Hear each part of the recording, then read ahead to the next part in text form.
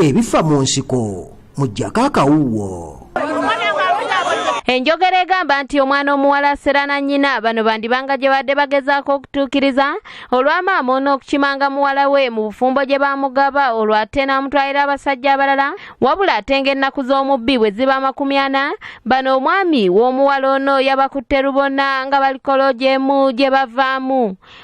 Nazaala wange yalankalira oyo omukazi naye ayagera ku makya n'amukima. Omwami ono ategeeza nga bw'aludde nga bamugamba nti buli wavaawe wakka nga nnyazaala we akima muwala we wabula nga tamanya gye babadde balaze okutuusa we bamutegeeza nga bamutwalidde abaami abalala ekyamuwaliriza okubalinnya akagere era n'abagwako nga baliko gye bava.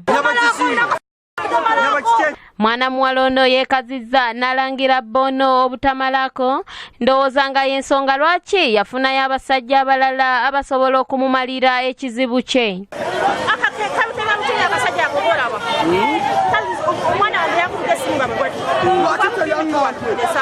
Nazaala ebyobuka bitadde ku bbali n'alangira mukoddomi we okuba omwavulunkupe nga bukyawasa muwala we talina kantu konna ke yali amuwadde.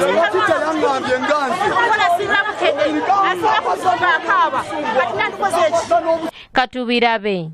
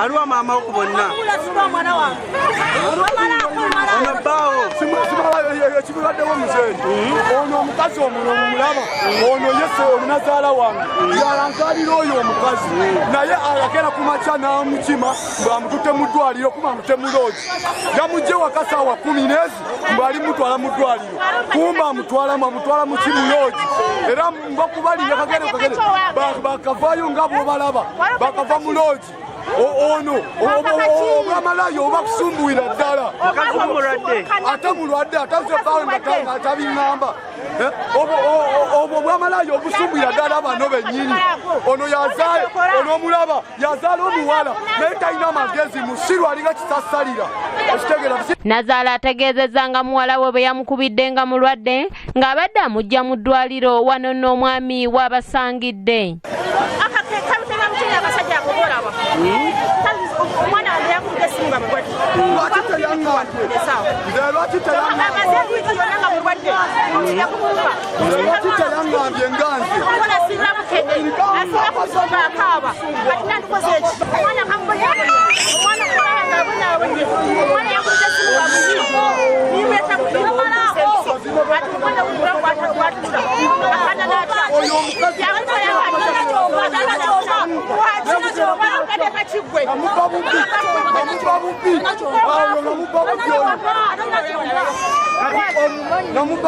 Nasana kuibwa bukuibwa ono omukazi ono ono omukazi yadde yanzalira omukazi omukuba na bukubi ono omukuba na bukubi ono omukuba na bukubi obwamalayo basumbuwa obunaku tunafuna kyakulya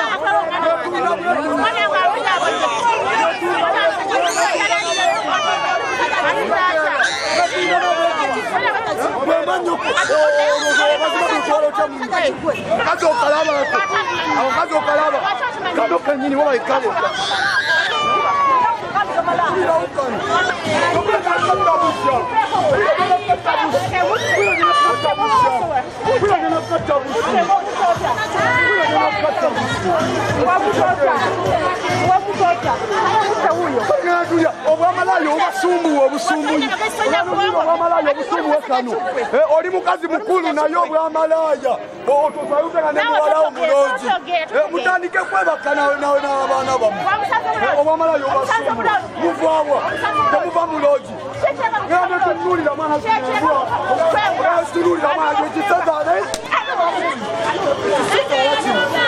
sigalo kikubamu kino sigalo kikubamu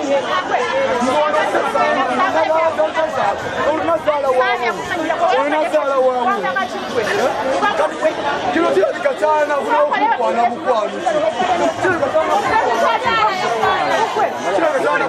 kikera kumaja kikukwatali kino kimutwala bwatyo bwe yali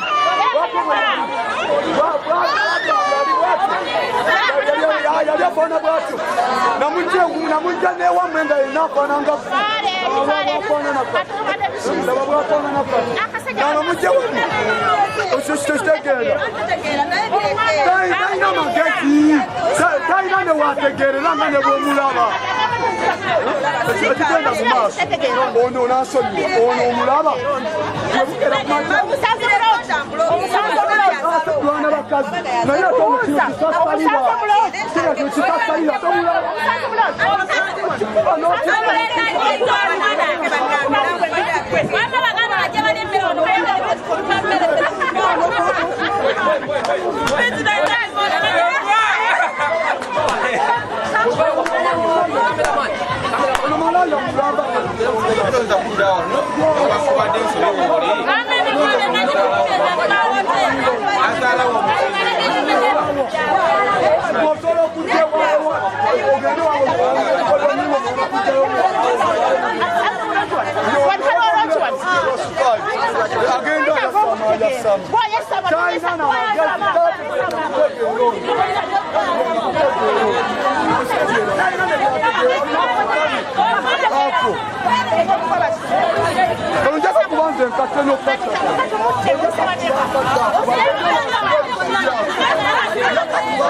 abatuuze b'oku kitundu kino bagezezzaako okuwooyawooya Nazaala aleme kulwana na mukoddomi we nga Buteerere okutuusa atwala ebyokwerinda ku kitundu kino bw'ayingidde mu nsonga zino. Lankisi Kalyango yakusakidde eggulu erinnya ery'ebifa mu nsiko ku lwa ABS Television.